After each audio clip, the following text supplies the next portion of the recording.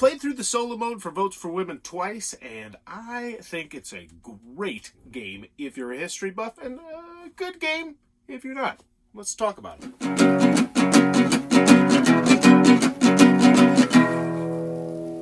What does that even mean, Bowers? Hey there, YouTube. I'm back again today for another game review, and today I'm very excited to check it out. Votes for Women from Fort Circle Games. This is for 1 to 4 players, and it will take you, I believe, it is about 60 to 75 minutes. It's for ages 14 plus. And in Votes for Women, this is a game in which you are going to try to get women's voting passed and approved in the United States of America. But we're going to take you to the table, show you how it works a little bit, then I'll come back with my review. So this is a game solo pretty much after it is done, and we're going to go through what's going on the board and what's all this stuff.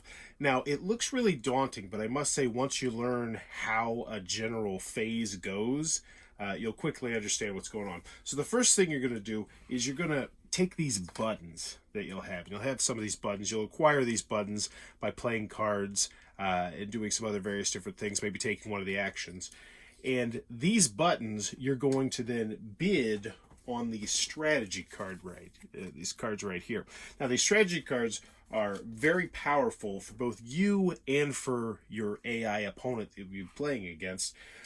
Because they'll do remove one card that is in effect for the remainder of the turn and place it in the appropriate discard pile. So there's cards down here that can really hurt you or help you out in various different ways, and this essentially can remove them. Some of them will allow you to place cubes out on the board. They're very powerful. But you're essentially going to bid for one of these, which you will be able to use later in the game. Now, you bid the buttons, and then for the robot, they roll a die, and if you get higher, then you get it. If you tie, it has a certain flow to it, okay? So that's what these strategy cards are. We're pretty much done talking about those. So you bid your buttons, win, lose, or draw, you're going to lose your buttons, and then you get to the main meat and potatoes phase of the game, which is where you are going to draw 6 cards from your deck. Now, you play as the suffragist in the solo game. If you're playing the 2-player or more player, then you'll also be playing with the opposition. However, in this one, we're playing against the Oppobot, which is this deck of cards right over here. Very simple to use. But the basic gist is you're going to organize these cards at the beginning, so you'll have an early phase, a mid phase, and a late phase for the suffragist movement. And if you're familiar with Twilight Struggle, it feels very similar to that in that same vein. And you'll notice some definite similarities here, because what you're going to do is you're going to draw 6 cards from here. And you'll start with 1 card, your start card, very nice card. And so you essentially have a hand of 7 cards here. You might have some extra cards from strategy or whatnot, or who's it's from getting the states, which we'll talk about in a second. But now you're going to look at your cards, and you're going to take turns going back and forth 6 times, playing a card for you, doing whatever's on the card, and then the Oppobot does the same thing. You flip over a card, you do whatever's on there, goes back to you, you play a card, do what's on it, Oppobot, back and forth and back and forth. So that's just all you're doing now. It's mostly just card play. Now, each one of the cards do different things, and they have historical significance. But with that being said, and I'll mention this in the pros and cons, I do believe a lot of the cards are similar. They'll say, get a button and add 1 in one state of each region. You'll see a lot of these. And this is a very great card because, hey, it gives you a button, and then you get to start putting out cubes. Now, why are cubes important? Let's talk about how you actually win the game and what you're trying to do. So, what you're trying to do here, and what you have to do in order to win the game, period, is get 6 of these white things right here. This is essentially pushing the 19th Amendment to be something that happens. And so you try and get 6 of these here. Now, you'll be able to get these on here, of course, by card play. So there'll be symbology on the card that will say, hey, you get to put 1 on there. And likewise, the Oppobot will take some of those off there. And it's a little bit of a tug of war here, trying to put these on here. Speaking of tug of war, that's also how the cube system is going to work. Because how it works is, in this game, you're going to be putting out cubes, and the Oppobot is going to be putting out cubes. And you'll see on the symbology on the card, like cubes will be going out. If, at any point, there are 4 red cubes on a state, the Oppobot immediately gets one of these red X's, and boom, the suffragettes have lost that state. And that's one of the loss conditions. If they ever get out, I believe there are 13 red X's, then that's just an immediate loss. Whereas the win condition is you have to get 36 green arrows out. But in order to start putting green arrows out, you have to get the 19th Amendment passed, once again, which is getting all these. So, I could have 7 cubes on Colorado saying that, hey, Colorado's me, they love women voting, let's do it, we're down. But if I haven't passed the 19th Amendment, then Colorado won't be able to get the green arrow. So when you're playing as the suffragette, you have 2 phases, essentially, where it's 2 goals, where it's like you have to do this, and then you have to do that. And it's an interesting balancing act that you walk through there. So you play a card to do the event, and they have a lot of cool events on here. One thing I like is there's the historical flair on the bottom, and it's really cool. But you can also do a couple of things with these. These are called your campaigners. These are going to be little meeples you have, and you're going to have 2 purple and 2 yellow. And you are going to be, hopefully, placing these people around the board, and when they are in different areas, because you can see the United States of America is broken up into different colors, they will be able to essentially, funnel out cubes to that area easier because you have someone there actively spreading, the good word. Likewise, though, the Oppobot, aka the suffrage, the opposition, also have the same thing, and their cards will tell you how to do that. So you can manipulate them and move them around. Also, these people can go to Washington and essentially help you get more of these white tokens. This is another way you can get some more of these white ones down here, so you can get the 19th Amendment and get to that phase of the game. So that's pretty much the gist. You just play cards back and forth until you only have 1 card left, and that's a nice clean system. You know that when you only have 1 card left, that means the Oppobot is going to take 1 more turn, and then boom, that round is done.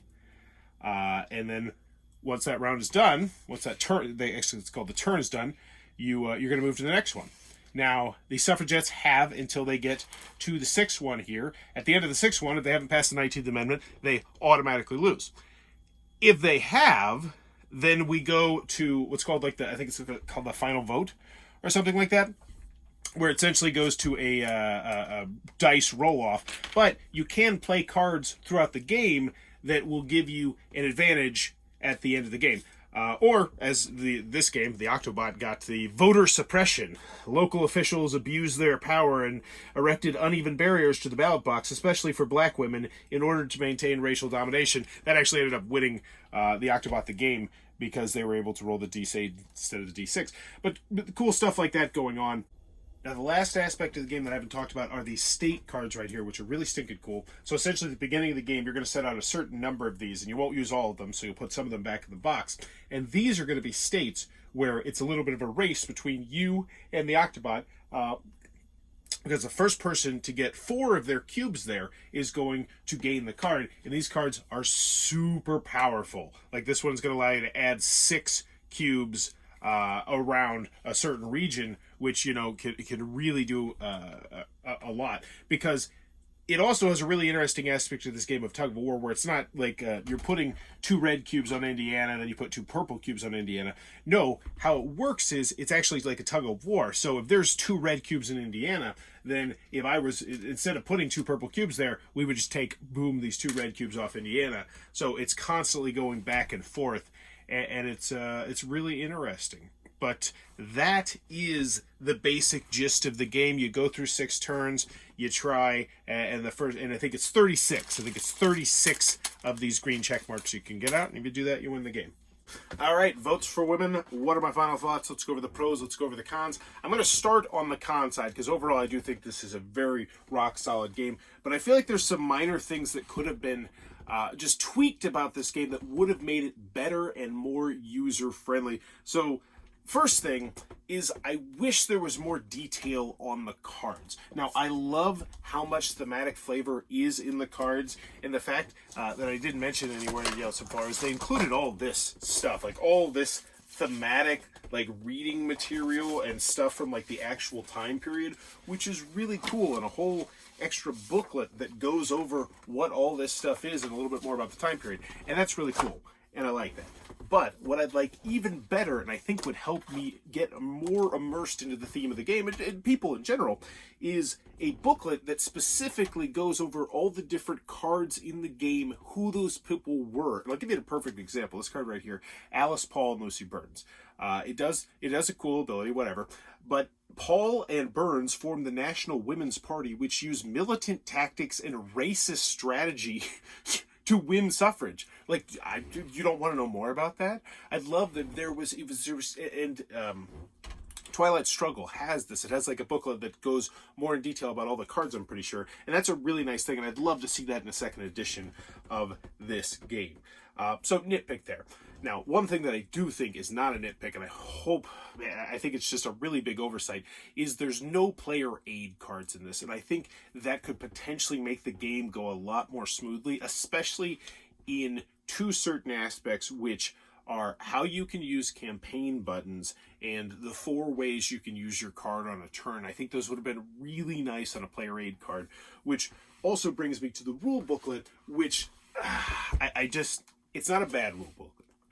But it doesn't get to the setup until like page 6, so you have to like read through everything to get to there. I don't think it's the optimal way to make a rule booklet, and in particular, the back of the rule booklet not at the very least being something that had the turn order, the phase order, something like that. I really feel like that's a missed opportunity. I think this game could most definitely use some sort of just go copy everything in Scythe.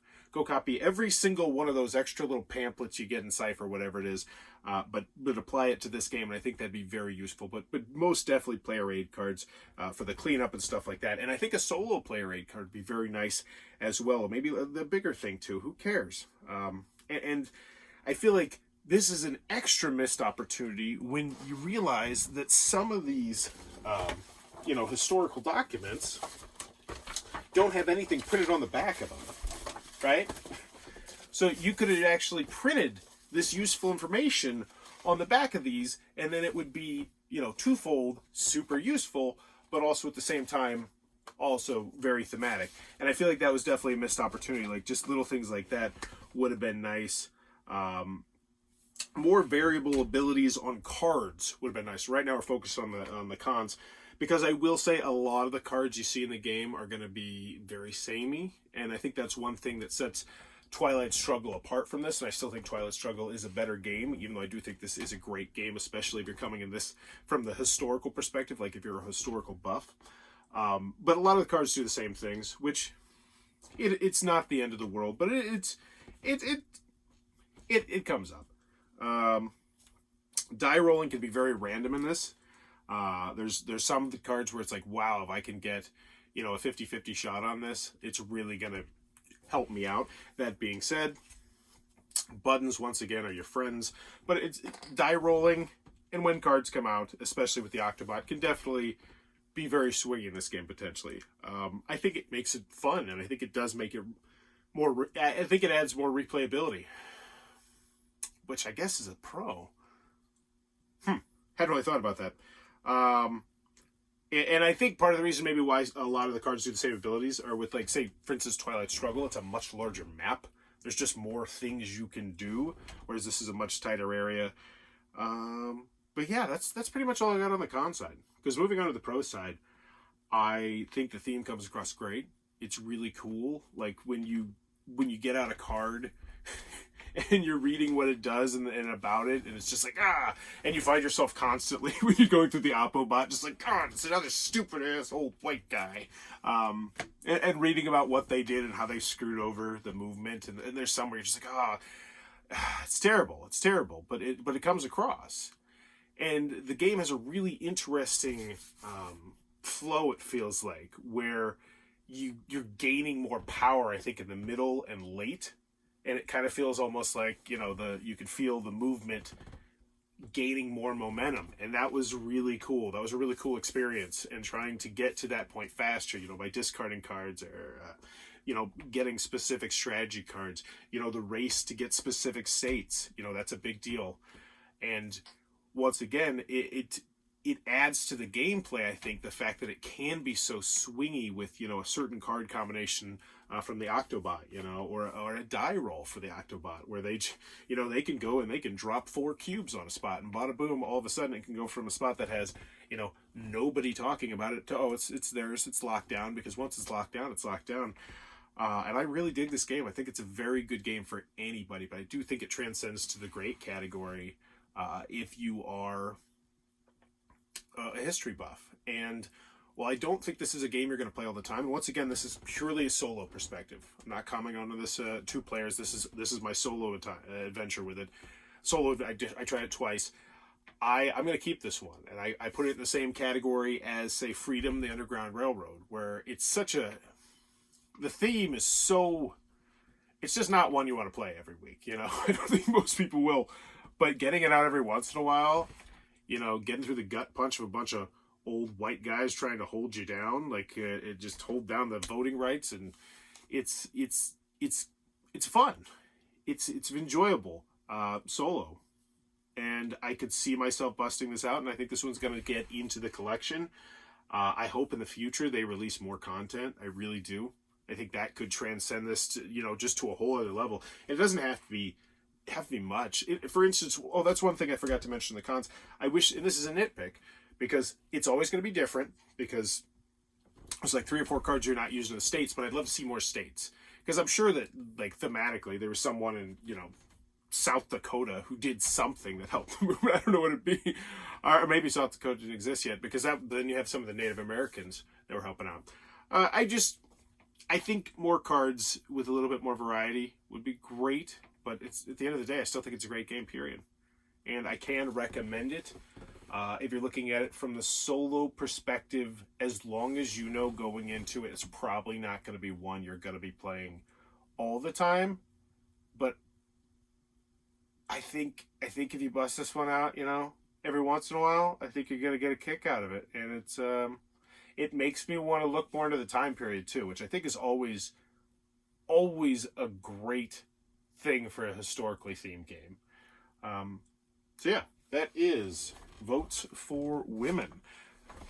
Rocking it as a solo game. And one more thing. Yeah, and you take out some cards too. I didn't mention this, but there's going to be variability, because you're always going to take out some of the cards. You're going to take out some of these cards and those cards. But yeah, if you enjoyed the content, please be sure to click on that subscribe button down below, as I'm trying to reach 17,000 subscribers in 2023 to make it my biggest year ever. And as always, thanks for your time, YouTube. This video is brought to you by all of my amazing Patreon supporters, and I would love it if you would join their ranks and have your name immortalized in the end of many of my videos for the end of time. But consider for only $1 a month, and as always, thanks for stopping by.